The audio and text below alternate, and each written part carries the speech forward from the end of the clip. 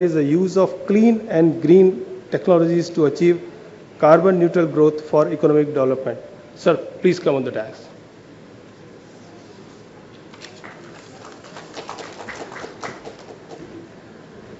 Our next panelist is Dr. David Rene, President, International Solar Energy Society, Germany.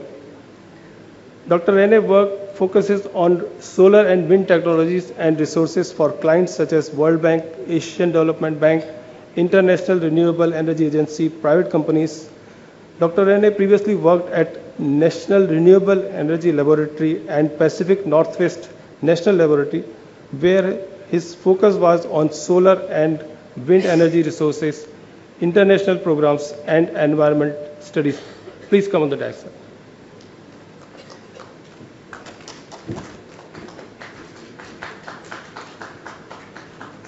I would now like to invite Mr. Kuldeep Jain. He is a Managing Director in CleanMax Solar India. Mr. Kuldeep then founded CleanMax Enviro Energy Solutions Private Limited, now CleanMax Solar. It is India's today's #1 solar rooftop developer with 28% market share. In his 12-year stint with McKinsey, he led various management consultings, business strategy, and corporate finance assignments across different industries in India and abroad. Welcome, sir.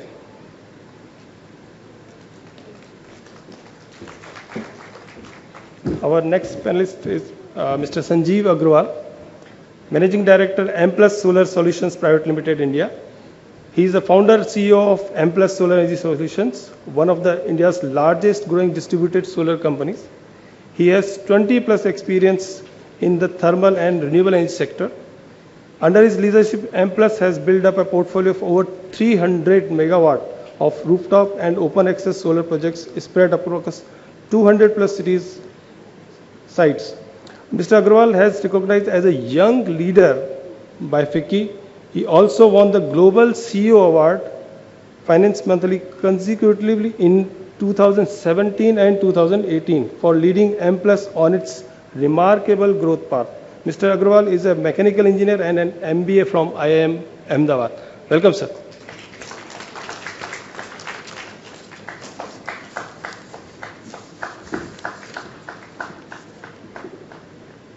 Our last panelist is Mr. Vinay Rastagi. He is Managing Director, Bridge to India. Mr. Rastagi is Managing Director, Bridge to India, and a specialist renewable-focused consulting and research company. He advises companies, institutions, and policymakers on a vast range of strategic, policy, financial, and business development issues. He is passionate about developing successful business models that solve India's energy problems in an environmental and sustainable manner. Prior to this, Mr. Rastagi worked at Standard Chartered Bank as Senior Director, Project Finance, South Asia, and financed several wind and solar projects in India. Welcome, Mr. Rastagi.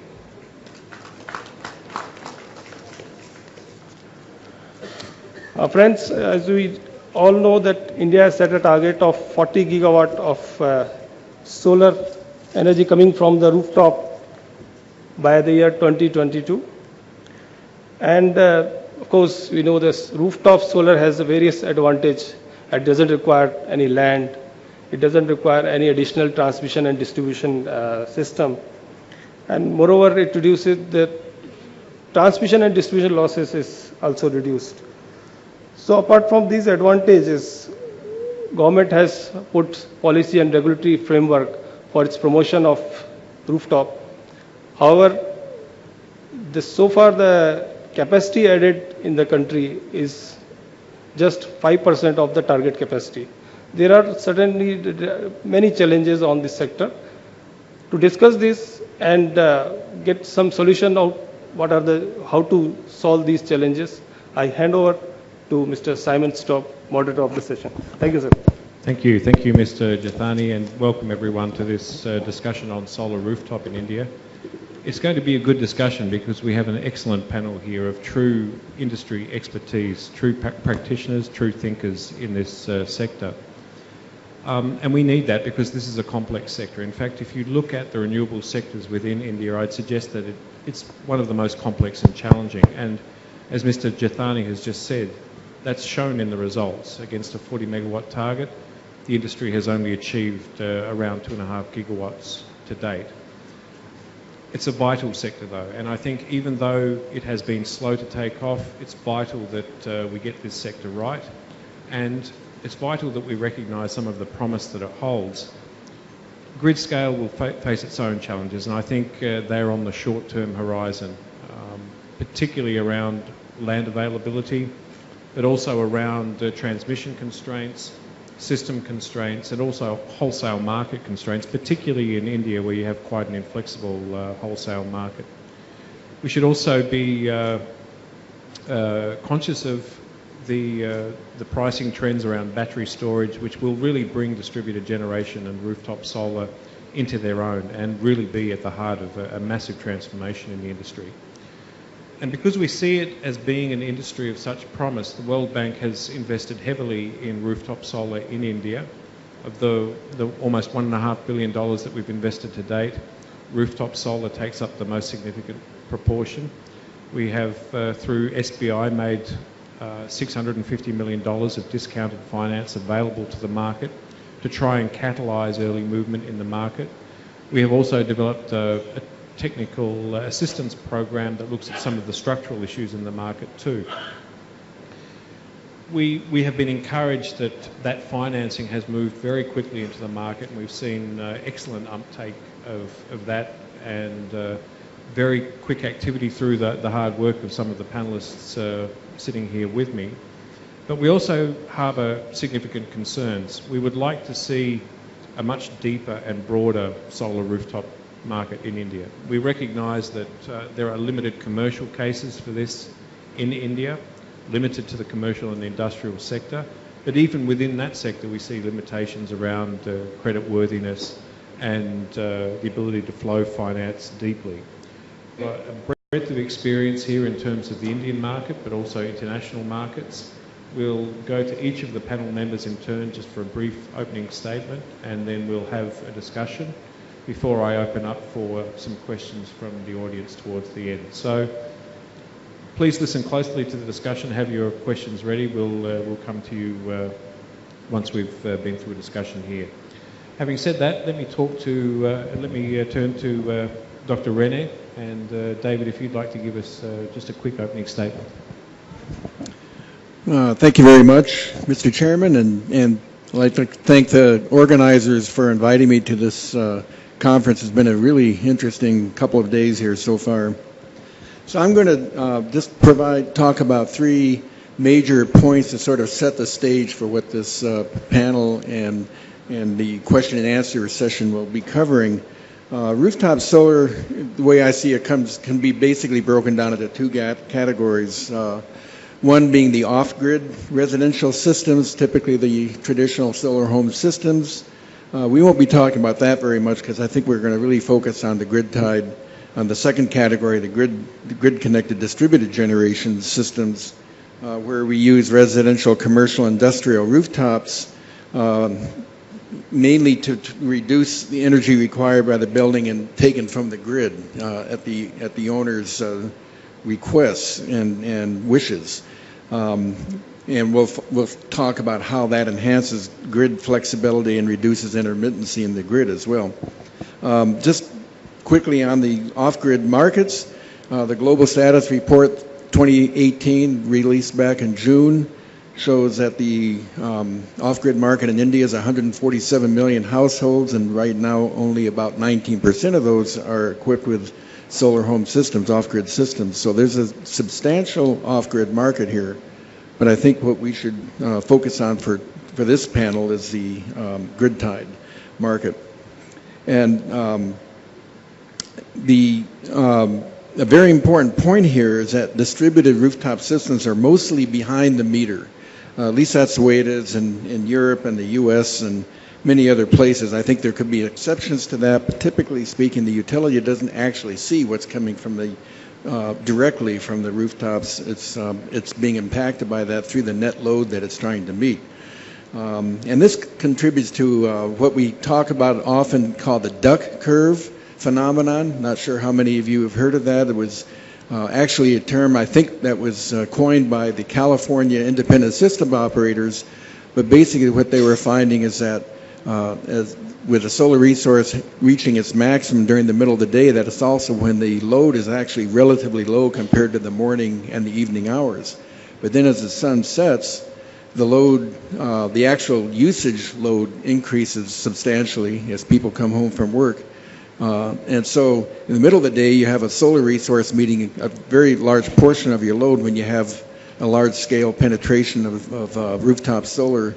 In the evening, that solar resource is gone, but the load is still high. So what results is a steep ramp from mid-afternoon till evening that the utility must meet. So actually increasing photovoltaic systems in a grid requires a utility to have much more flexibility to meet this ramp that is often associated with the duck curve. That's not true in all markets, but certainly that's the case in California. This results in tools that are going to be necessary to manage this load, and a number of online tools out there. A number of companies have developed very important tools. For example, I'm affiliated with a company called Clean Power Research, and they've developed some tools called Power Clerk and Watt Plan that allow California independent system operators to understand what is happening to the grid based on the rooftop solar that's installed. The electricity and end-use sector is expanding rapidly, but there are still issues related to sector coupling that we should be thinking about. Even though the electricity sector is expanding more rapidly than the other end-use sectors, nearly 50% of our end-use is still needed for heating and cooling, and another 37% for transport. And even though those sectors are also electrifying, I think there's a lot of issues related to sector coupling that we may want to talk about, where heating and cooling systems, solar heating and cooling systems, can be used in place of solar electricity to manage some of the loads. The second point I want to make is that successful technologies require three basic ingredients, and these ingredients all need to have positive feedback. First is you need efficient, cost-effective, and reliable technologies. And I think we've reached that point with solar. I think there's a lot of evidence to that. And I think that we're going to see even further improvements in the future. But nevertheless, I think R&D is still essential in technology innovation to further reduce costs and improve efficiencies and reliabilities of these rooftop systems, and also to explore new breakthrough technologies such as in the area of perovskites, organic cells, building integrated photovoltaics, balance of systems such as inverters and storage systems, data collection methods, and even the appliances that are being used in buildings that have rooftop solar can be very important and requires further innovative research. And this is the role that the organization that I'm president of, International Solar Energy Society, has played a predominant role. We've been around since 1954. We've been promoting R&D in these solar technologies. We consider that we've reached success in getting them commercialized, and so now we're focusing on future innovation to and a trained distributed workforce. So the 3 points that I mentioned earlier, the financing, the policies, and the technologies that all work together, also require strong public support for them to be truly successful in the marketplace. And rooftop solar programs take much more time typically than utility scale programs because of the need for consumer education and establishing a distributed workforce, as well as financial mechanisms. So with respect to the workforce, a very important area that we need to be considering, and this is for all solar applications, not just rooftop, is to make sure that there's a national quality training framework to train that workforce. And this is a training program that has audited features to ensure quality training based on standards against which individuals and organizations can be measured. There are organizations that develop these quality training frameworks, but they still need to be successfully introduced into countries. Many countries do not have any kind of a quality framework. And these are very important in your workforce development. These generally include certification accreditation schemes. So what does it mean when you talk about developing a quality infrastructure across the entire value chain? Well, you have to address standards, certification, testing processes which verify conformity, accreditation which evaluates conformity, inspection bodies, metrology which determines conformity, and market surveillance which allows you to monitor the market status. And quality infrastructure needs to address also the end life of systems and waste. So five stages quickly to increase quality assurance can be found in areas where there are just currently initial studies where renewable energy exists, now beginning to enter the marketplace and maybe hasn't even entered at all yet. Then the next stage is at market introduction. Countries such as Egypt and Singapore, even the Philippines, Netherlands and Chile are kind of at that stage. And then when you start introducing these technologies and market growth occurs, that's when you really have to start establishing your quality infrastructure. China and India fall into that category. This is where you develop, facilitate test activity, certification schemes, implement incentives to the end users, start publishing ratings of systems, and facilitate participation in international standardization. And then the final stages are market consolidation and then market maturity, such as what USA and Germany have achieved.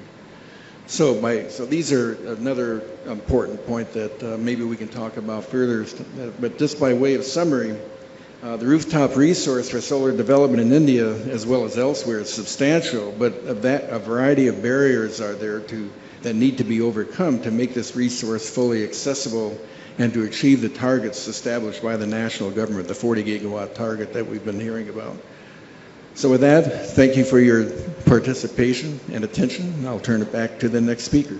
Thank you, David. I'm going to take 3 takeaways from you. I'm actually reading between the lines a little bit, but you mentioned that the rooftop solar market takes a little bit more time. It requires public support, and it needs commercial indicators. And I think these are things that we're going to be coming back to during the course of this discussion.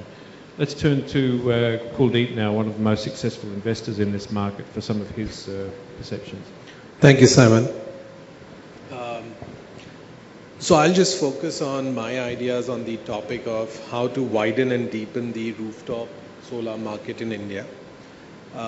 3 ideas or suggestions. Number 1 is in terms of having what is described as a first loss protection program to allow the benefit of rooftop solar to be had by small and mid-sized industries as well, rather than just the extremely large and credit-worthy industries which are our clients today.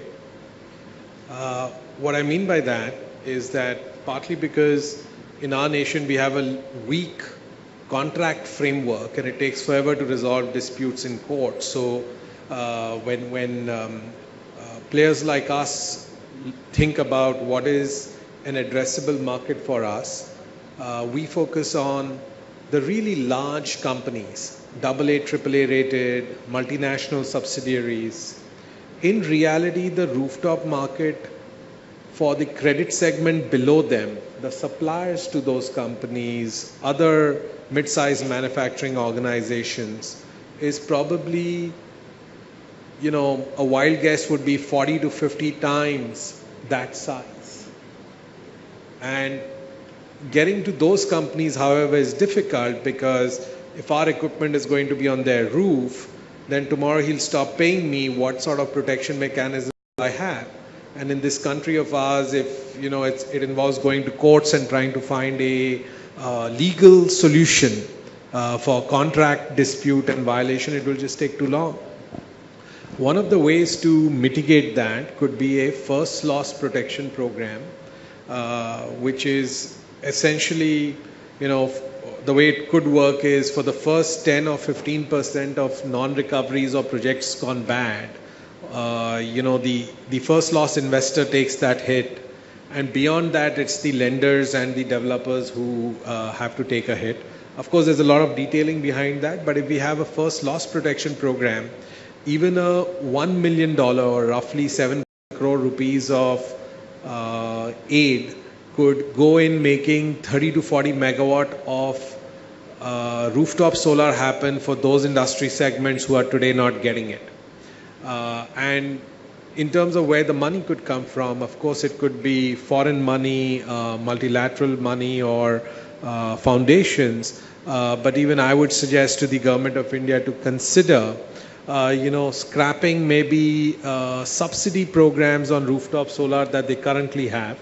I know it's great that, for instance, in some states we are able to have rooftop solar electricity at maybe 1.5 to 2 rupees, makes for good news.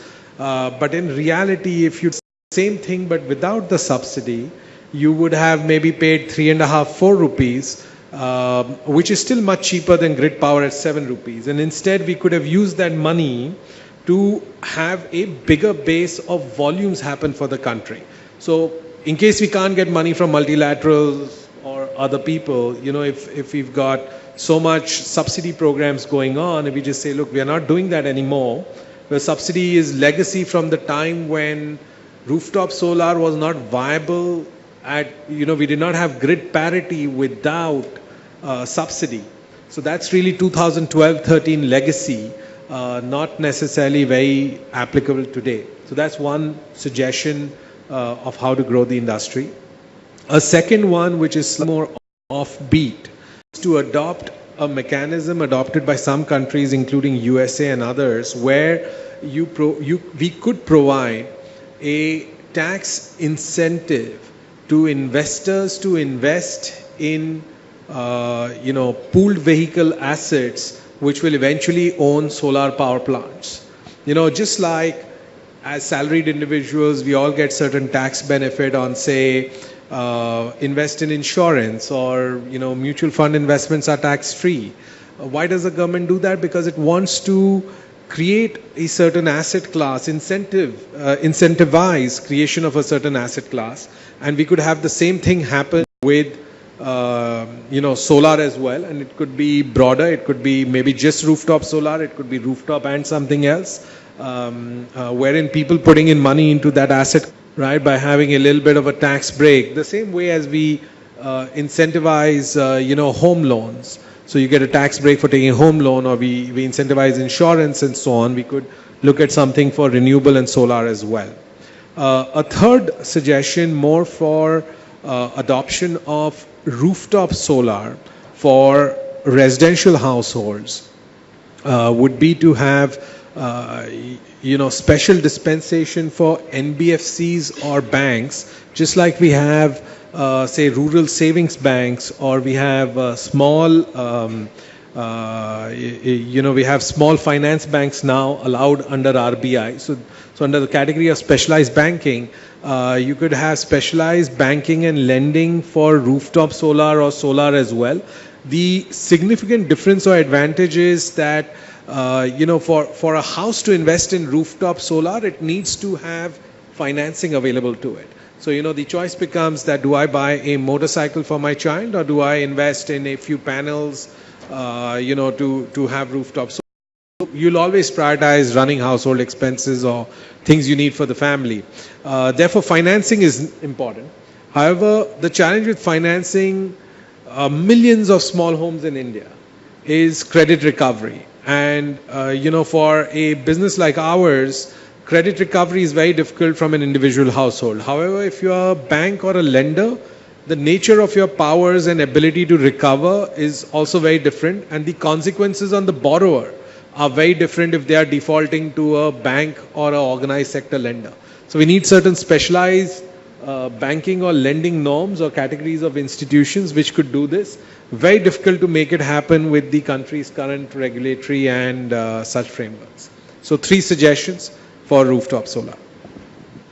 Great suggestions, Kuldeep, and I think we'll come back to those. In fact, you touched on 2 things that we've been in discussion with MNRE on, and also directly with you, Mr. Jathani. And let me just rest on the first one, the first loss protection. We've actually suggested to MNRE a proposal based on one of the bank's guarantee instruments to support portfolio risk across these second-tier, less creditworthy off-takers that some of the aggregators are looking at. And I think there's real importance in that. We really need to focus on moving that forward.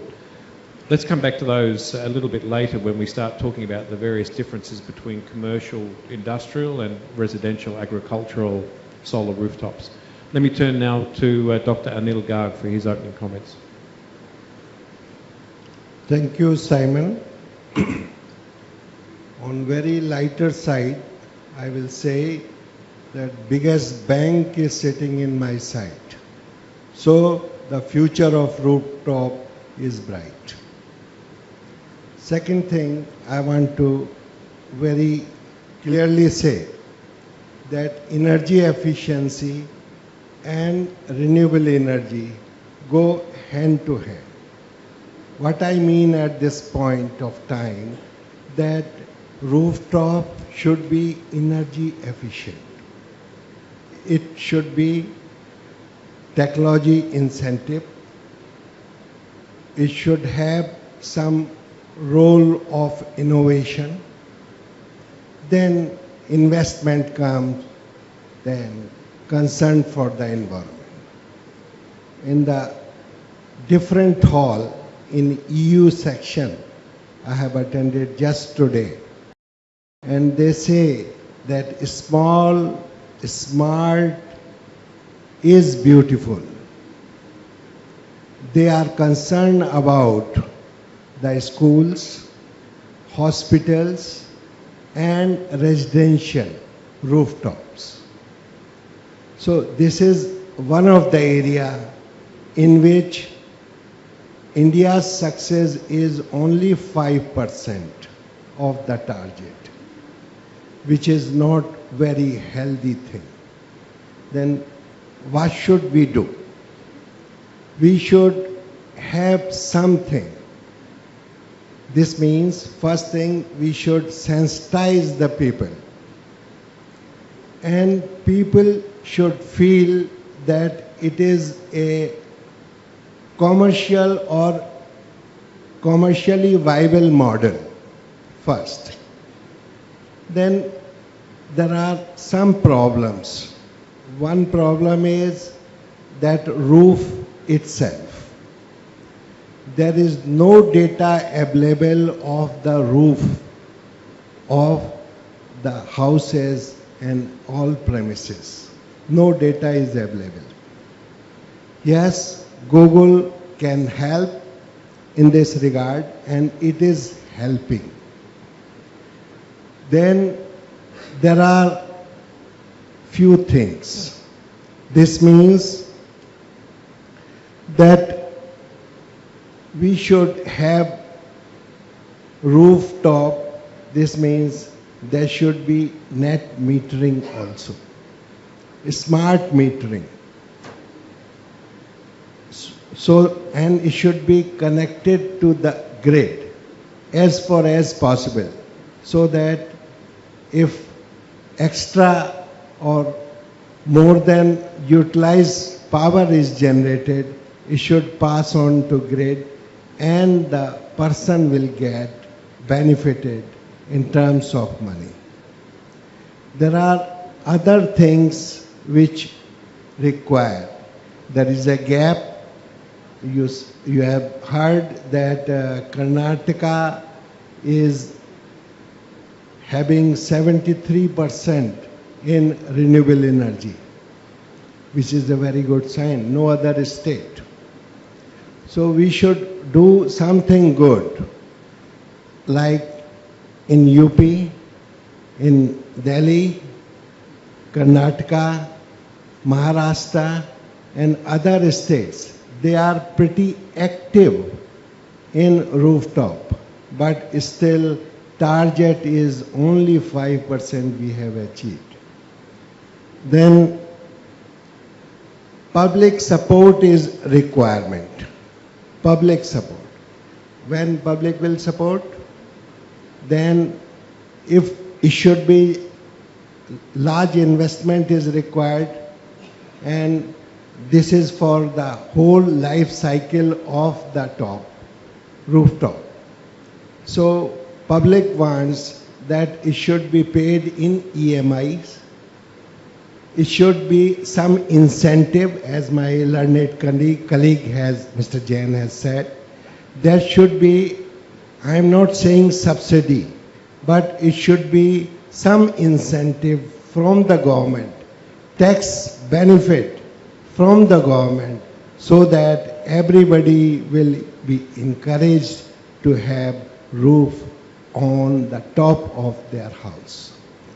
Then there are few things.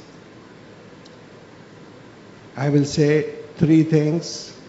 Quality.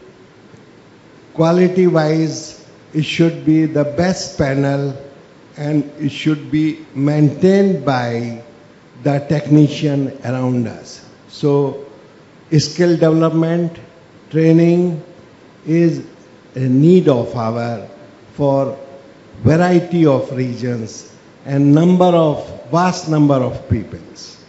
So this is requirement. Then there should be some financing instruments, maybe in the form of loans, in the form of EMIs, like that, so that public can go. Speed, quality, and transparency is a need of our, even for rooftop solar. Thank you. Thank you very much, Dr. Garg. Let's turn to another significant and successful investor in the commercial and industrial solar rooftop sector. Sanjeev, for your comments. Thank you, Simon. I think my comment is not very specific to the rooftop development. The way I would like to put it is a little different. I think it's a transition of the energy in general, because we have been used to working in a centralized generating type of environment. Now we are from a centralized generating stations where there were large power stations, and we were having a distribution company which was bringing power to our homes, to a situation where everybody is or potentially can produce some amount of power through rooftop solar. So it's a very significantly, I would say, different situation from what we are used to. Now the thing is, there are multiple players in this segment now. We have the incumbent distribution utilities. There are regulators who control these utilities. There are politicians and the policy makers who are also used to control some part of their electorate through the retail tariffs. So very complex situation, and then we are trying to integrate the rooftop into that situation. So what happens is that we need to work out a situation which becomes a balanced situation for everyone around, which means the distribution companies, the regulator, the politicians, the consumers, the developers, people who are providing the technology. Everybody has to find some play in that segment and come out with a solution that can work. So which I think is to my mind, the biggest challenge in terms of a sustainable growth of the rooftop segment. We can find out some quick fixes in terms of providing the tax offs or the subsidies, etc. But these are not going to take us for very long, because we will continue to see these challenges. And we have seen it in many of the developed countries, many states of US, where the distribution companies will come and start opposing it. And we see the same situation in India. We find states like Gujarat, states like Maharashtra, states like Tamil Nadu, states like Uttarakhand. They are actually not promoting rooftop solar, and probably for the right reason in their own mind, because it is an impact on the distribution company's finances. So how do we create a situation where there is a win-win situation for everyone around? So that is one set of solution that we need to look at. Obviously there can be multiple formulations, multiple formulas which can work in that direction. So that is one area to my mind which is a long-term possible solution where everybody involved in this energy chain can survive. The second part which we can consider is about, we also find situations where there are a lot of roofs available, but there is no consumption, like the warehouses. So can there be a situation where the power can be generated onto one rooftop and can be used at some other place, like a virtual net metering, or a group rooftop type of a situation? So that is another area. If there is a group of houses, maybe one house doesn't need power, but the other house may need it. Can we create a situation where there are multiple houses can use that power in a combined manner, and they can be situated in the same distribution company? Third, which Kuldeep very extensively talked about, and we have been working with World Bank on that stuff, is to create the depth in the market by creating some sort of a first loss or an insurance type of product, whereby the non-bankable consumers today can become bankable. So what is that instrument which we can be created? So I think these are the 2-3 options that come to my mind in terms of creating the depth and the possibly the increasing the scope of the rooftop development in India. Great, thank you, Sanjeev. Thank you, Sanjeev. Let me vehemently agree with you on your first point, which I think in general was around the need to commercialise much more deeply the Indian power sector, and in particular at the level of distribution and retail. And this is an issue that affects power sector development across the board, but in particular the ability of distribution utilities to be part of the solution rather than part of the issue for solar rooftops. Let me turn now to Vinay for your opening thoughts. Thanks, Simon, and thanks, Mr. Jithani, for inviting me. A lot has been said already, so I'll see how I can add value to this discussion. I think we all need to kind of start, when you look at the rooftop solar technology or an application, it is obviously a beautiful application. It addresses many of the challenges when you talk about grid scale power. The government should be trying very hard to promote it and incentivize it. But I think what we believe is that the days of giving incentives, subsidies and tax rebates, etc., are over, because solar in general is financially viable.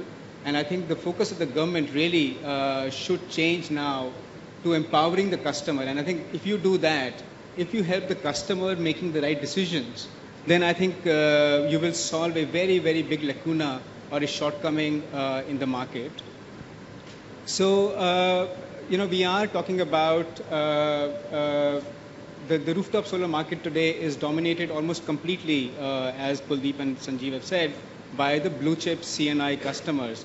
And the reason it is dominated by these customers is because, one, they pay very high tariffs, so they find a lot of financial savings when they switch to rooftop solar.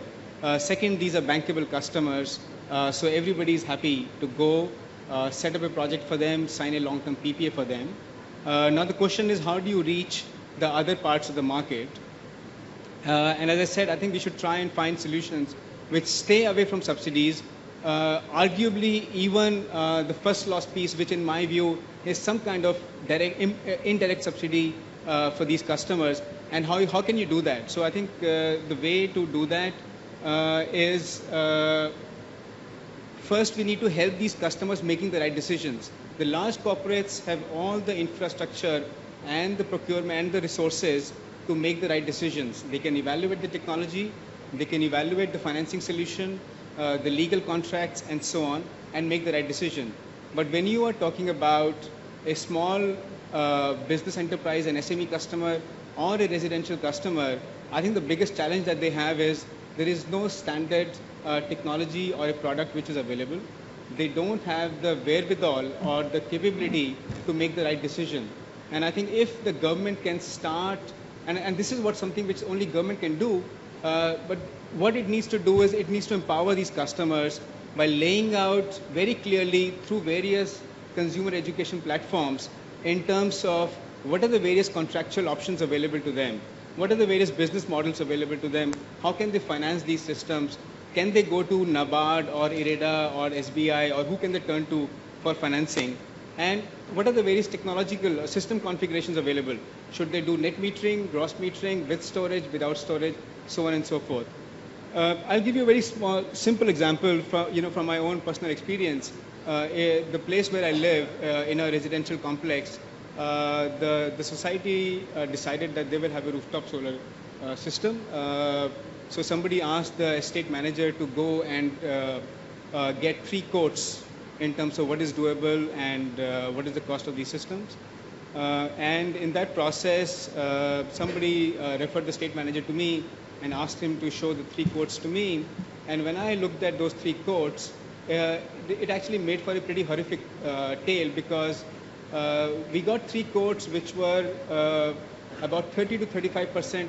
There was a 30 to 35% variation in cost. Nobody specified what modules they will be using, what is the clear scope of work, and they did not even specify what is the complete lump sum cost of the system. So basically, one guy said, I will give you the system, and the freight will be extra, the taxes will be extra, and any other incidentals, on-site expenses, etc., they will be extra. All the liaison costs will be extra.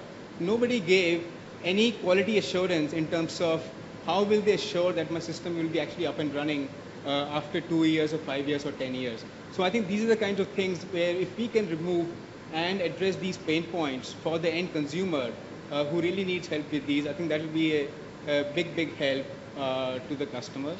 And the second thing, I think, partly going back to Dr. Rene's point, which again resonates very heavily with us in all the work that we do, is that there is a huge quality issue in the solar sector in India. We are talking about poor quality modules, poor workmanship in project degradation being much faster than expected. And this is all in utility scale projects where we are talking about large corporate investors, institutional lenders, etc.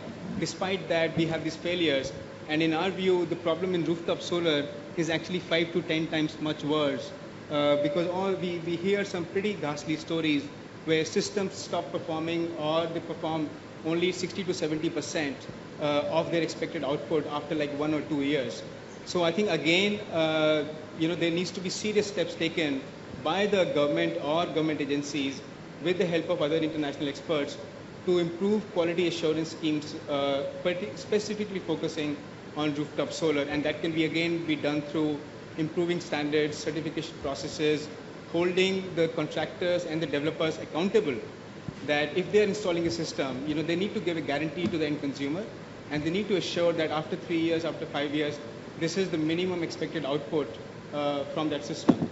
So if you do that, I think in our view, the market will, one of the big impediments to the market growth will be removed. The other thing I was going to say was, we seem to have a lot of angst about project financing in rooftop solar, why project financing is not available to either SME businesses or to residential customers, etc. And I think we are again, misdirecting our resources or energies by spending too much time or focus on these issues. I think these markets and consumers don't lend themselves to a 10 or 12 or 15-year project financing structure. We need to find new financing models which are appropriate for these customer classes, for these risk categories. Whether that is an NBFC style 3-year EMI model or some other appropriate financing model, but we need to find those solutions which actually fit the kind of consumer, the consumer's appetite and their risk profile. Otherwise, we will always be talking about how to subsidize this market, how to provide first loss piece or an insurance for growth in these markets. So to sum up, I think educate, empower and arm the consumer. Second, focus on quality, assure the customer that if the customer is going to spend some money directly or indirectly and uses rooftop, then he is going to get a system which is going to work over the long term. And third, do help in building appropriate financing models without, as far as possible, invoking the subsidy or the tax rebate angle. Great comments. Thank you, Vinay. On that last point, I agree with you again with strength. Project financing models were designed for a particular transaction size, and that's not the transaction size we have in rooftop solar. We need to commoditize financing. We need to move those flows much more quickly and easily, and counter the risk involved in that in other ways. I also want to talk a little bit about the quality issue, and I was reminded the other night when I was looking back at my experience in the Australian market of some of the early national level policy decisions that the Australian government made, having a national solar installer accreditation, a solar PV retailer code of conduct, approved product lists, Australian standards covering the quality requirements of solar installations.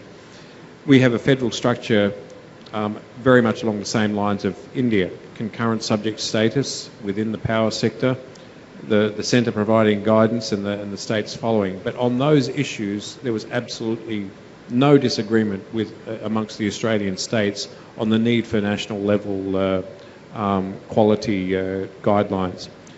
Before we move on with the discussion, Mr. Jethani, did you want to say anything else beyond your other opening statements?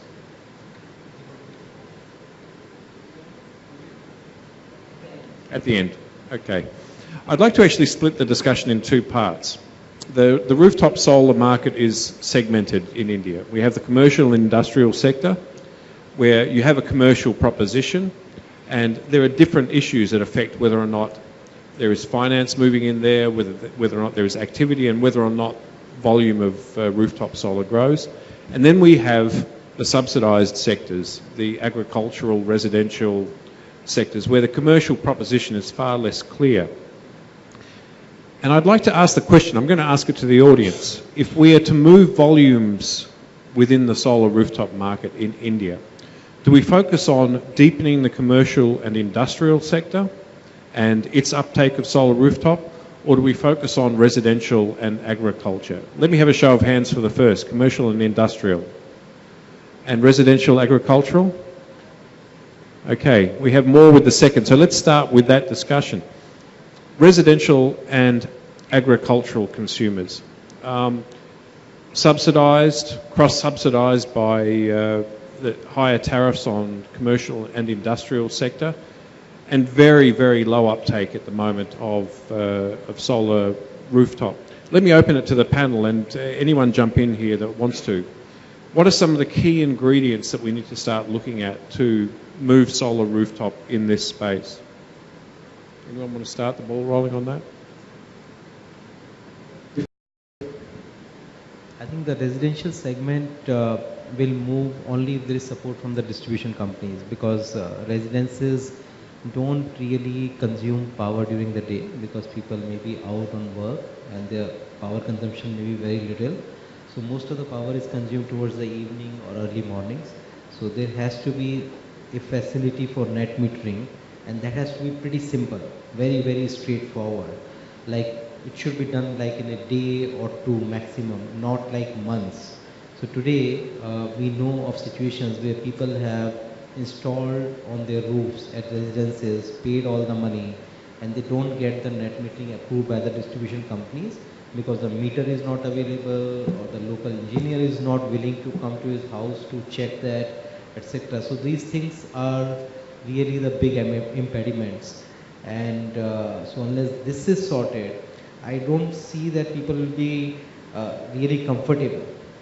So there will be some middleman who will be coming into picture and trying to make money here and there, and say we will get your files approved and get the things fixed, etc. But I don't think that's really should be the case for small systems like 2 kilowatt, 5 kilowatt. If there is so much of running around after spending money, I think it's going to be difficult for people to adopt to that system. So this is one clear area apart from the things that we talked about, the quality, etc.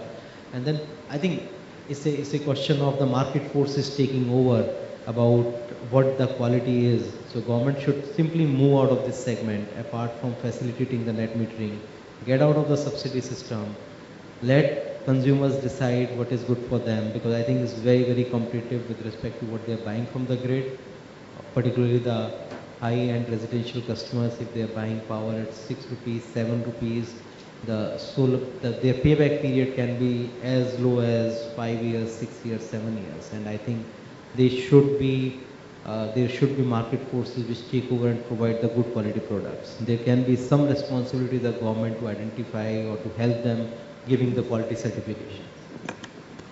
Let me just ask, I think, Sanjeev, both you and Vinay have made the point that we should be looking at an unsubsidised model for residential agricultural. Let me talk to you about when is the right time to reduce the subsidy to support uptake of solar rooftop in that area. And maybe, David, I'll get you to come in on this as well. And let me also again reference the Australian market, a very different market from India. Australian residential consumers pay 30 cents a kilowatt hour. Australian bulk consumers, commercial, industrial, pay 10 cents a kilowatt hour. So Australia has the largest penetration of home-based solar rooftops in the world. 25% of Australian households have a solar panel on their roof. Exceptional uptake over the last decade, particularly driven by high residential power prices and uncertainty around that, but also even to date, fed by a subsidy regime through a feed-in tariff and through renewable energy targets. And I look at the Australian model and I can see there that there's a definite case for backing off on the subsidies. You've got residential prices that push those commercial considerations so strongly. But in India, I feel a little bit uncertain at the moment, particularly in the residential agricultural sector, that now is the time to drop a subsidy regime until we see some forward movement. And we really do have the fundamentals correct around tariff structure, and there is natural incentive there. David, do you want to comment on that as well? Well, yeah, it's again, I think I can talk about the U.S. market. I'm sure it's different from in India, but just to your first point, and a comment I think I might have made as well, and that is because of the distributed nature of residential rooftop solar, there's a big effort that's required in consumer education, and that's going to take time, and that's a very important step that has to be taken. I think with the drop in prices, it is possible to remove subsidies, but I think other incentives such as net metering still need to stay in place. And I think one of the concerns we have in the U.S. is that because there have been subsidies for so long, the utilities wonder why do they still have to offer net metering. And so I think I think in the existence and retaining of a net metering program would be essential as subsidies start to go away. Getting back to the consumer education, I think one point that I'd just like to make is that I became a solar home owner about a year ago, and it's really interesting how it affects your change in behavior regarding how you use electricity in your house. You become much more aware of where it's coming from and how you use it. And I think by and large it's a very positive experience, and I think that positive experience needs to somehow be communicated to those who are still on the fence about whether to make that type of investment, because I think the positive aspects of solar home, having a solar system on your home, is far outweighs maybe the additional costs that are associated with it.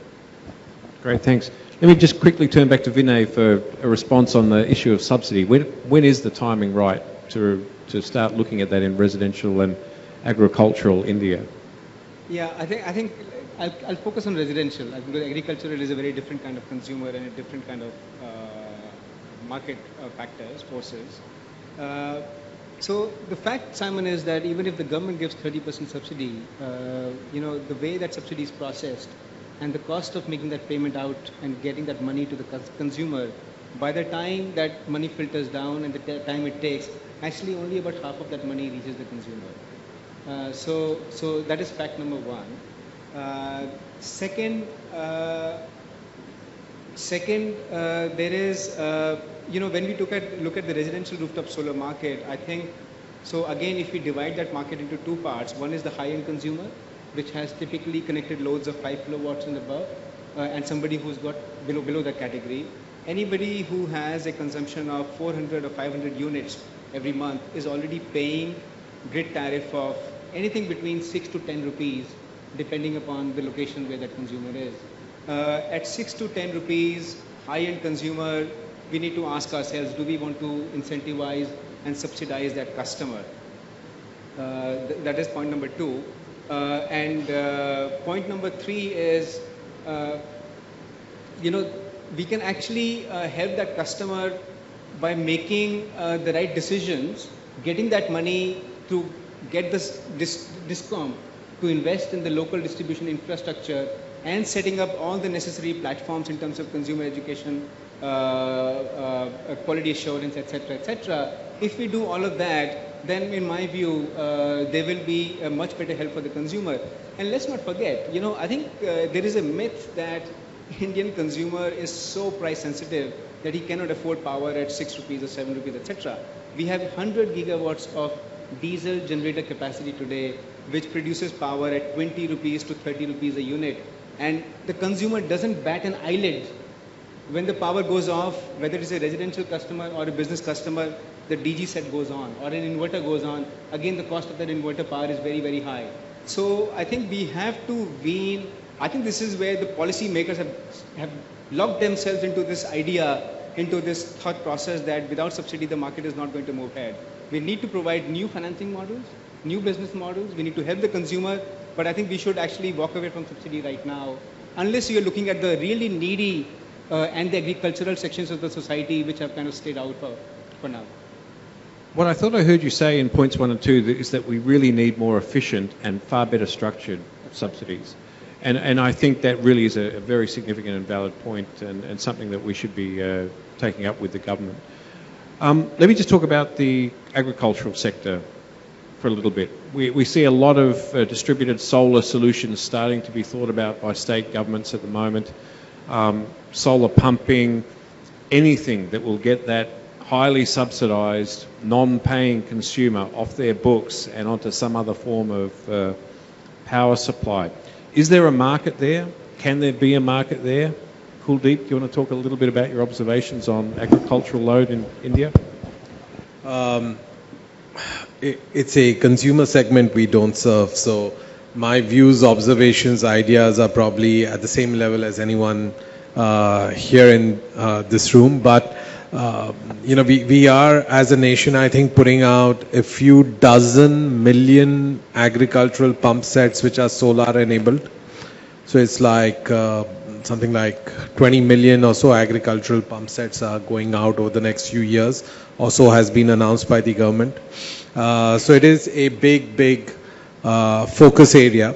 And the next step will actually be the more challenging one, which is after having given a freebie or a subsidized agricultural pump set, to ensure that then we are not also continuing to give free or highly subsidized power to the same farmers who have also been at the receiving end of these agricultural pumps, and to ensure that the benefit translates fully into reduced subsidies and losses of electricity supply to the agricultural sector. That, I think, will be the tough test of will at our end. Otherwise, what we would have had is we've given, like, it's a freebie, right? You've given away a pump set, and then lo and behold, the guy continues to get the same power at the same rate. So how is it a benefit to anyone? Yeah, I'm starting to feel a little bit nervous that we're getting into highly political territory here, so we might back out of the agricultural sector. Unless, Dr. Anil, do you have any more comments on agricultural supply in India and whether or not there's a distributed solar rooftop solution there? Simon, in agriculture and particularly solar pumps, there are work which is going on, and I belong to a village, and there are some solar tops are there, and at the same time pumps are working through solar. But this is not very much viable because of the money spent on these aspects is much high, and the former things that there is no point in having these solar roofs or solar tops on their agriculture place and having solar pumps. So they are not very comfortable with that. This is the real situation, particularly in my village. Okay, let's come back to the commercial industrial sector now, and that segment of the solar rooftop market. So far we're hearing some fairly consistent themes come up amongst the panelists. Clear and consistent regulatory structure, net metering policies, a better interface with the distribution utilities and some way of making them part of the solution. And I think that goes to the fundamentals of their financial and commercial performance. Quality issues and make sure that there are clear guidelines on that nationwide. And then awareness building amongst consumers that are still not comfortable with this technology. And I think, Vinay, you hit that on the head when you talk about solar rooftop, even with battery storage these days, as a cost-effective solution to distributed diesel generation. It's an absolute no-brainer, right? We shouldn't be burning diesel in small generators anywhere these days, I don't think. So are there any other distinguishing features within the commercial industrial sector that we think the government has a role in handling policy-related issues? Kuldeep, do you want to comment on that?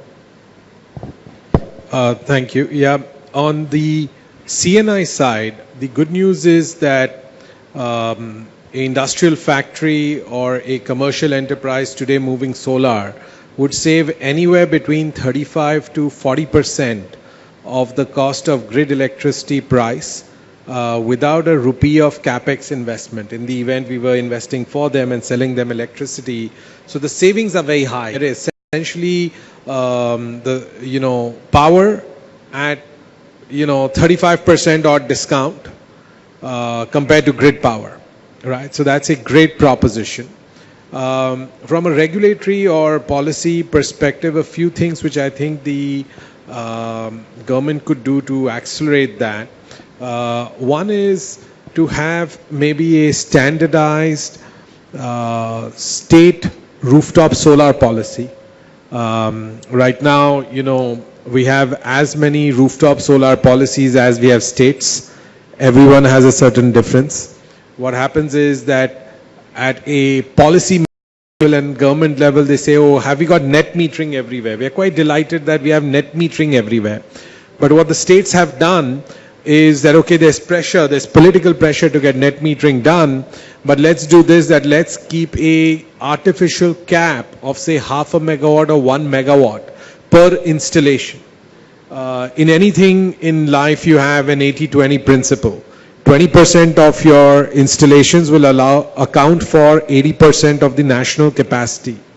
But here, the top 20% of our installations get capped out at 0.5 megawatt or 1 megawatt per installation because of these artificial net metering constraints. So if the central government were to provide a model state rooftop solar policy, which they can then use other tools such as, if they are recapitalizing DISCOMs, they can ensure that the such a policy is adopted in full by the DISCOM before they are giving the grant. So the center cannot force a state to adopt something, but between center and state there's a lot going on, and there are other ways and means to ensure adoption.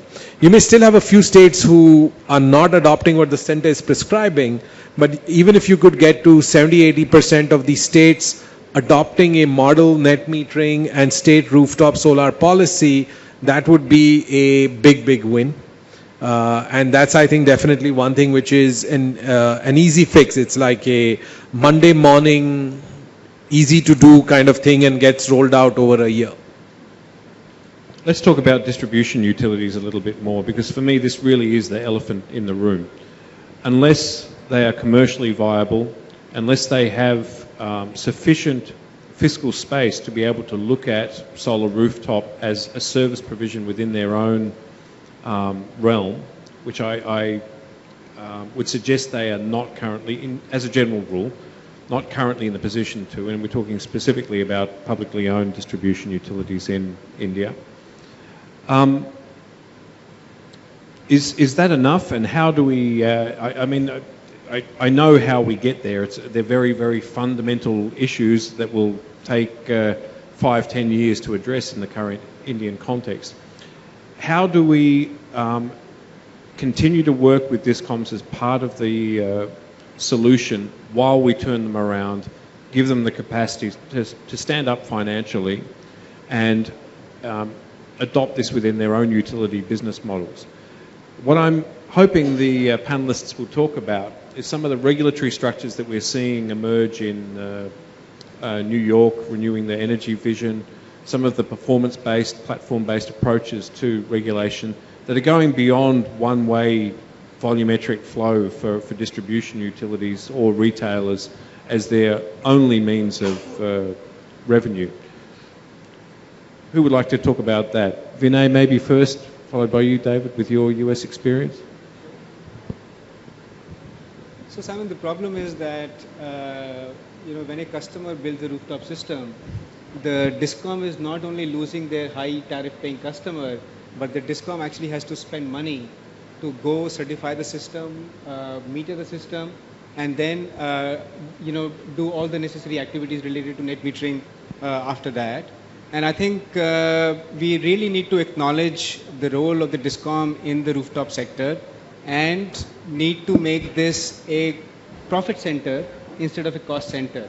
So if we can identify all the activities and the tasks performed by the DISCOM as part of a rooftop solar project, right from certification, inspection, metering, etc., and have a business model for the DISCOM wherein the DISCOM gets actually paid, and I'm sure given the huge headroom between the cost of rooftop solar power and the grid power, businesses will be happy and even developers will be happy to pay the DISCOM for all the services as long as the DISCOM provides a good, reliable service and a net metering connection within 7 days or etc.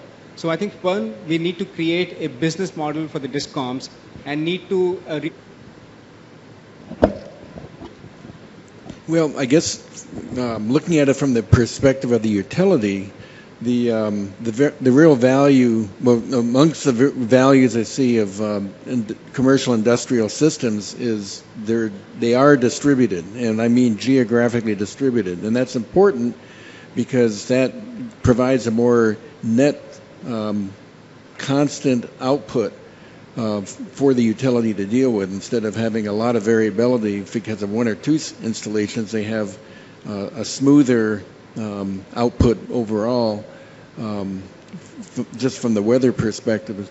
So I think the utility has reason to encourage policies that would establish commercial industrial rooftop solar programs. And then from the perspective of the companies, these are companies typically are competitive. I think a lot of companies go with the solar programs just because it helps their image and helps their sales and also helps their bottom line in terms of electricity consumption. And there are, besides government incentives, and I think the government incentives, by the way, I just wanted to comment from an earlier, just to build on your point, because you made a very good point, that what's really important on the government side is to make sure that the policies are stable in time and also that they have worked with the industry, with the commercial sector to make sure the policies make sense for the commercial sector. But then outside of the government, there are organizations that are promoting and encouraging industry or corporate companies and industrial complexes to go 100% renewable. Like, for example, the RE100 program, which I think is based out of London, signs up utilities that are committed to get all of their electricity from solar sources by the end of the day. And these, again, are nice incentives to get involved in because of the commercial value and the public image that it creates on their behalf. Okay, thank you. I'm going to turn to the floor after just one more question. Prime Minister Modi in the inaugural session the other night announced India's national energy storage mission. Concurrently, our president was on stage in New York announcing that we were going to accumulate $5 billion in financing to support grid-scale storage and buy down the initial costs of that storage. this is a game changer for the solar rooftop market. And I'd just like to turn to our panelists and get a feel from them when they see storage being commercial along the same lines as the rooftop solar generation that they're already providing and part of the solution in terms of their business. Maybe we could just quickly go through this 10 seconds each from Vinay back.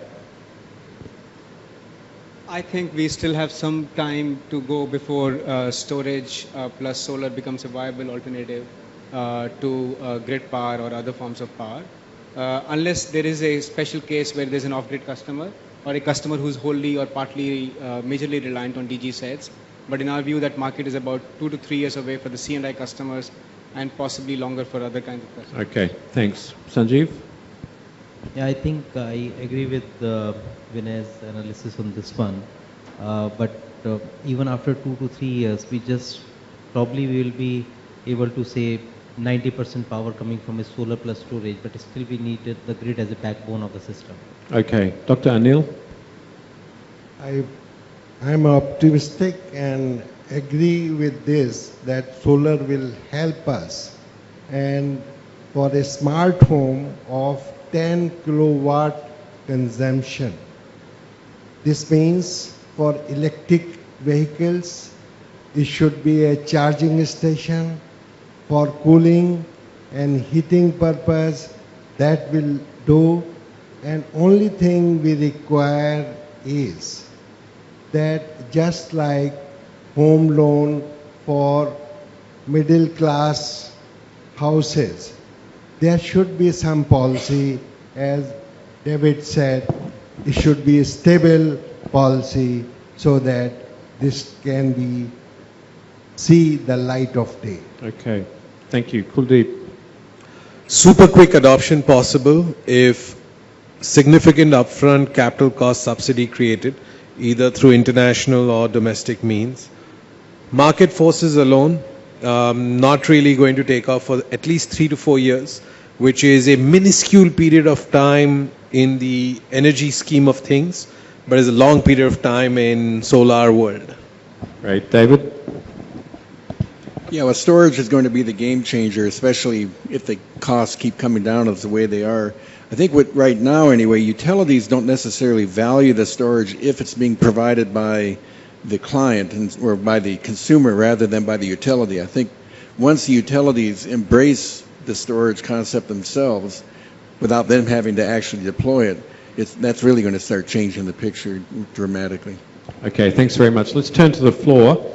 If you could keep your comment or your question to 30 seconds or less, I'll interject if you go beyond 30 seconds. Please direct it to a particular member of the panel if you'd like, otherwise I'll suggest someone. This gentleman here, please.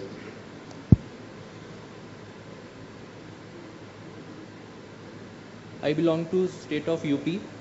My question is, once I establish rooftop solar power, how it will be given in the grid or to the neighbor because it requires electric pole, etc. for distribution? Vinay? Sanjeev is probably better place to take that, but yeah, why don't you go ahead?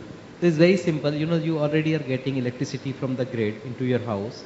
So if you set up a rooftop solar plant, if you have excess, first it will be consumed within your house, and if you have excess power, it will go back into the grid and it will be metered. So the meter will become bi-directional. So both sides it will measure, import and export. I am asking, sir, I will not require any extra infrastructure in that. No, you don't. You don't require any extra infrastructure except a new meter which can measure both sides. This gentleman here, thank you.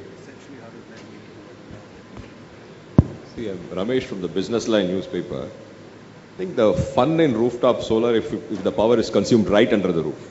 You want to produce the power there and put it in the grid. You have large utility scale projects for that purpose. The mojo, the big bang for the buck you get if it is consumed right there. In this context, don't you think that if we have DC appliances that run, fans and refrigerators that run on DC, it will give a big push to the rooftop solar movement? And if so, the industry doing about it. I haven't seen a big call from you people for this. Ramesh, thank you. The challenge with DC only appliances and so on is there's a lot of other infrastructural changes in the way, say, the home or factory is wired up that needs to happen. Secondly, you'll still have part running on AC because you still need some supplemental from reliability perspective, if nothing else, from the grid. And you'll have one running on DC. It becomes very, very complicated. So phenomenal for science projects. Theoretical savings are high. There are a couple of pilots going on, but really mass scale adoption is probably better to lose a few percentage of the DC solar power you make to convert it to AC than to rewire the home and the appliances and so on. So it's just simpler, and what simpler gets done versus very complicated with possible good end state savings.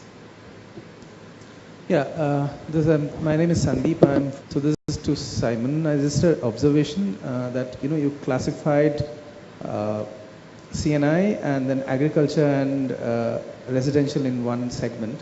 So I think agriculture and residential's response, especially to subsidies, is quite different and possibly warranted a separate classification. Thanks. I think you're absolutely right. I was looking more at commercial, non-commercial, and viability at the moment. But it is a complex market. You're absolutely right, and there are many tiers to it, many different solutions required throughout it. And I think one of the potential solutions when we come to the financing issue is looking at portfolio financing, eventual securitization, and coming to you. Okay, we'll work on it together. We discussed about subsidy and tax credit. Firstly, I agree that the time has come when subsidy can be taken off. But even if subsidy has to be paid, I think tax credit is a much better and easier system, because subsidy in its current form is more of a frustration, the delays, the time taken, all those sorts of things. If it is given as a tax credit, it is much easier, and that will be more attractive for the end customer, particularly the residential ones. I agree with this. That was easy. Thank you. Next gentleman up the back in the brown shirt.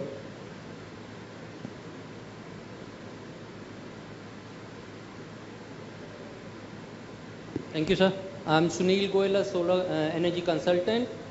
It's more of an observation, and I would like Mr. Vinay Rastagi to kindly elaborate on this. You see, right in the beginning of the discussion, you said that the target, the 40 gigawatt target, we have just achieved about 5%. So, all the panelists have discussed more or less on the rooftop solar. I would say, why not rooftop and distributed, putting more emphasis on distributed solar? Because that is what is which is more relevant to India. That is, the energy is generated where it is required. Whereas we are not at all, and I've not heard about distributed solar applications in any forum so far, but it's nothing new.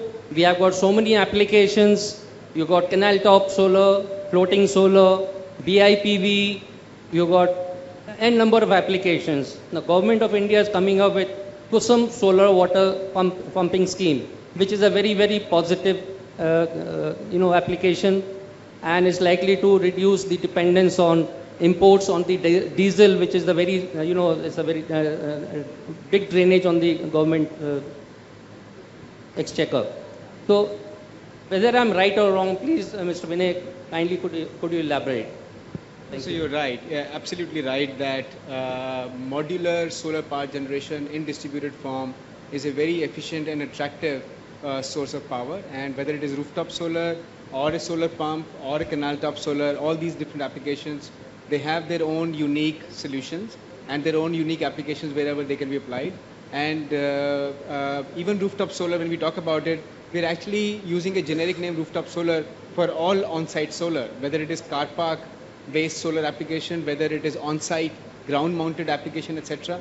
So, but your point is right. I mean, I've got nothing against it or anything to add, that distributed solar energy is very, very beneficial to the grid, to the consumer, and to the economy in general.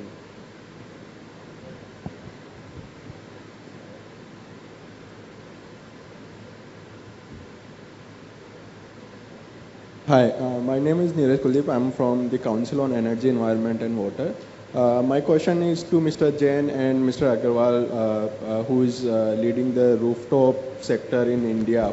And since you are offering the RESCO model where tariffs are mostly compared with the grid electricity rates, so and in the utility scale, because there's reverse auction and competition is there, the tariff has declined very rapidly in recent time.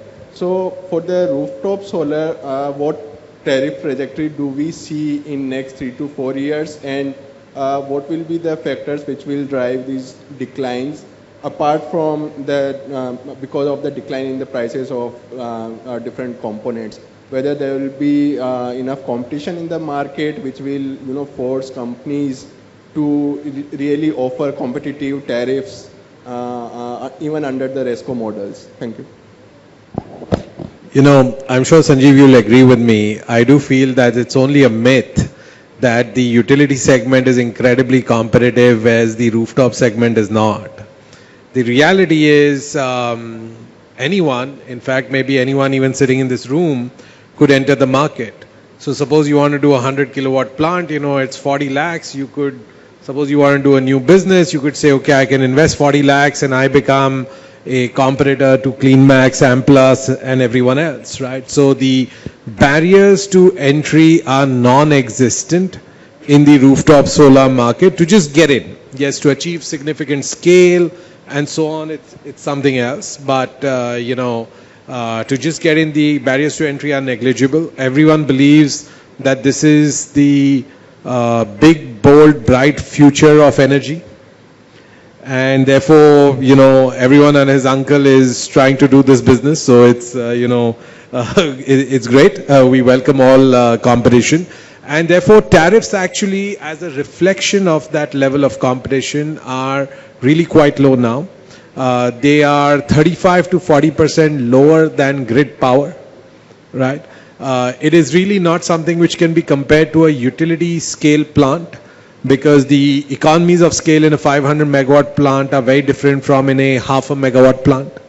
You have a 1000x economies of scale difference which exists, but it is incredibly cost competitive. In many states in CNI segment, we are maybe 45, even 50% cheaper than grid power. So it's very, very attractive to consumers. And it's very competitive. Yeah, I think, sorry, what's that? Tariff forecast. Yeah, okay. So I think just to give you an example of, there was a bid which was conducted by state of Madhya Pradesh around 1 month back. And though despite the subsidy, there is a 43% subsidy, as high as 43%, which is fairly high. The tariffs were in the range of 1 rupee 60 paise to around 2 rupees. And if you factor in the subsidies, probably the tariffs are around, say, 4 to 4.5 rupees. Actual, the real tariff, if there were no subsidies in that area. So if you want to look for a forecast, I think in next 3 to 4 years, the residential customer should be looking at around 3 to 3.5 rupees.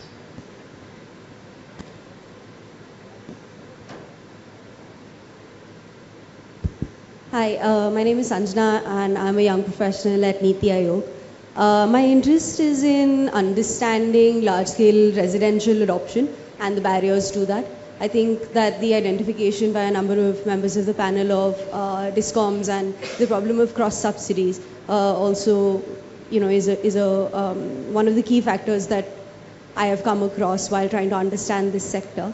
My question is, what kind of models do you think would be most effective in bringing the DISCOMs on as a partner? So some that have been explored are like the options of providing them incentives. So if you increase, if they increase the rooftop solar in their on their grid by a certain percentage, then they get like scaled incentives versus something like what was discussed in the CEW report recently, something like on-bill financing or like community solar, those kind of projects. What do you think would be most effective in bringing DISCOMs on as partners in the RTS project? Thank you. I'm going to start off the answering on that one. I think financial health within the distribution utilities first as a fundamental requirement for their ability to look at anything outside their current well-recognised utility business model. And that's an important starting point. If you look at the way the Australian industry was structured and the response of utilities to rooftop solar in Australia, even prior to regulatory change, they moved to adopt that as part of their service provision. And they were on sufficiently commercial footing to be able to do that and immediately adapt their own business model to extend beyond the meter into generation. So your distribution retailer these days offers you grid electricity, the option of having solar rooftop provided with net metering on your roof, and a range of other options as well, including energy efficiency initiatives. What has happened behind that is the regulators have caught up and started now looking at performance-based regulation that allow the arbitrage of value through the distribution utility or retailer and reward them for not only volumetric flow in one direction, but for providing value to their clients in a multitude of directions through their monopoly infrastructure. Let me turn to David to see if you'd like to add to that as well, David.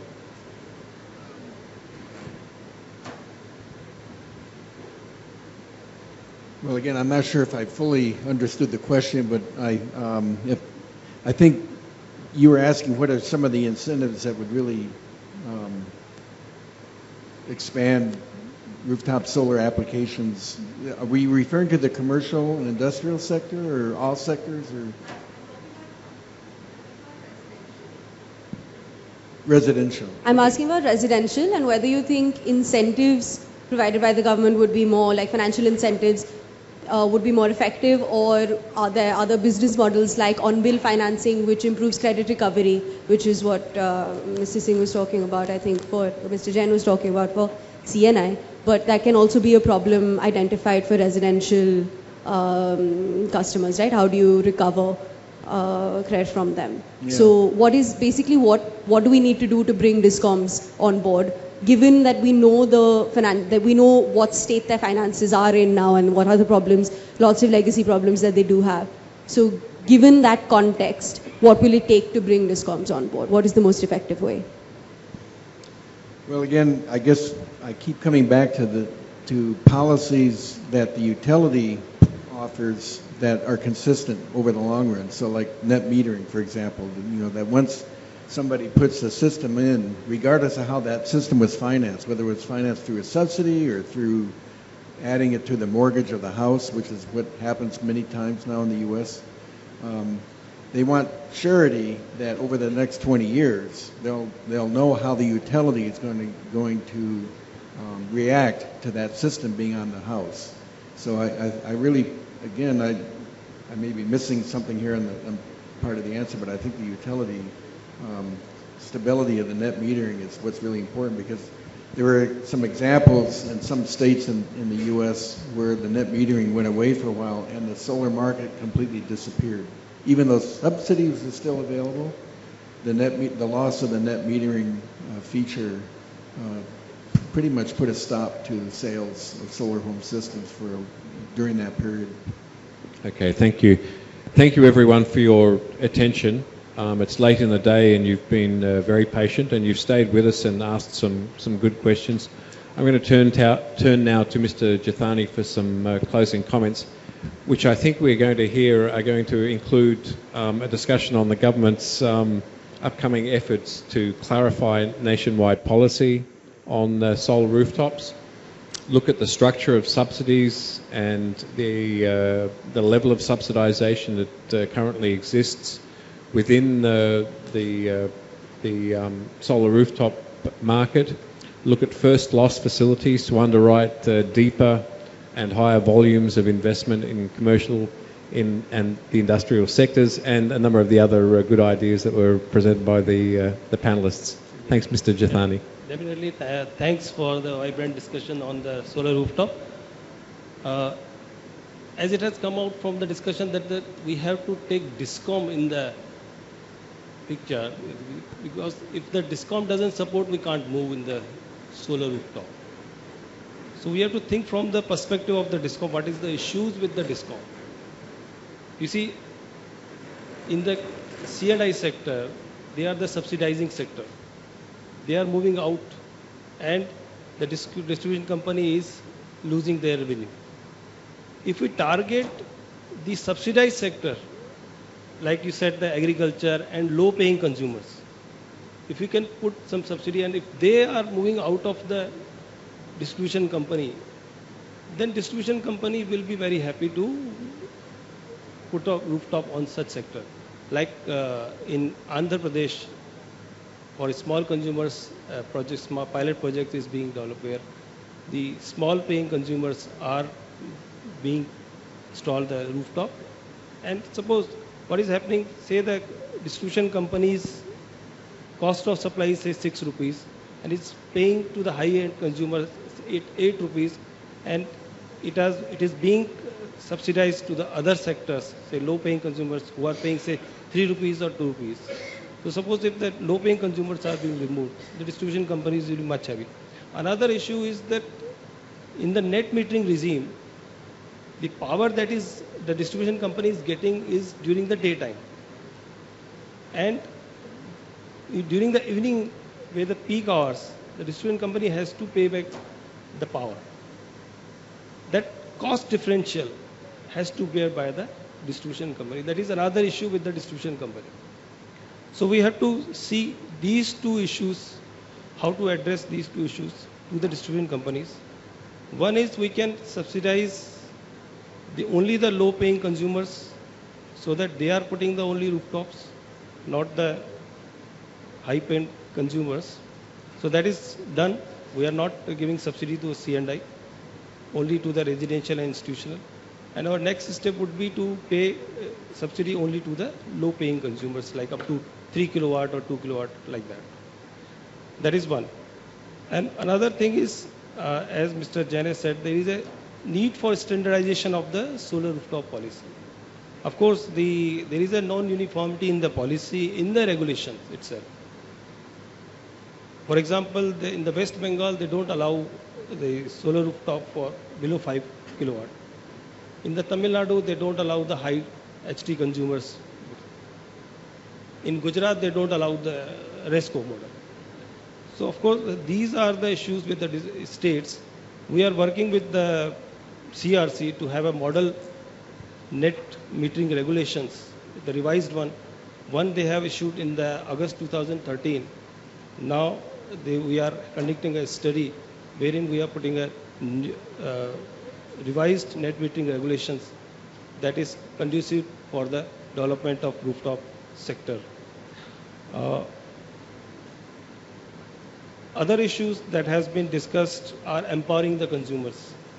So of course this is very much needed, and for this public awareness we are going for a campaigning program wherein we are educating them what are the benefits of the rooftop and how they can install their rooftop. In this area we are going to have a single window portal wherein, because the issues are coming, there are many approvals required from the distribution companies. And then if you go for an online portal wherein he has to do, the consumer has to log into the portal and put his it's a bill number and I think, and what is his roof area, and then there will be a process, automatic process, online process. The vendor who is going to install on his roof will contact him and will do all this process online for him. So that is one area. For Delhi, we have already developed such a single window portal. Andhra Pradesh, we have already done. Some of other states has done this single window portal on their own, like Jharkhand, Chandigarh, Kerala, Punjab.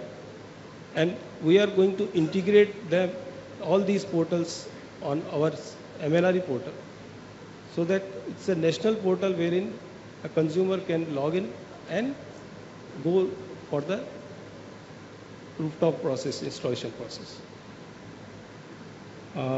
On quality, of course, there is an issue on the quality of panels.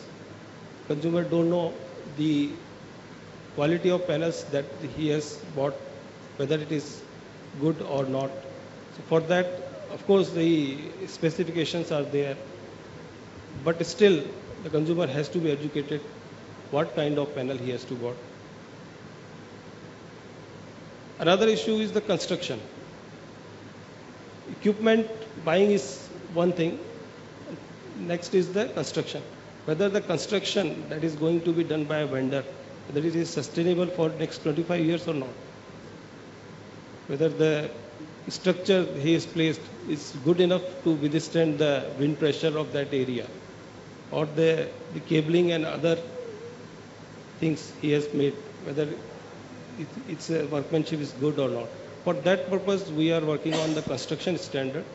We will put in place a construction standard so that every consumer know what kind of structure they have to put, what are the civil works they have to do, and how the wiring and other thing has to be done. This is on the quality. And on the maintenance side, we have inbuilt the 5-year maintenance or operation and maintenance in the contract itself. So the consumers who are coming through the subsidy sector, they have to get 5-year maintenance from the vendor. On the standard PPA or financing mechanism, we are working on the different financing mechanisms wherein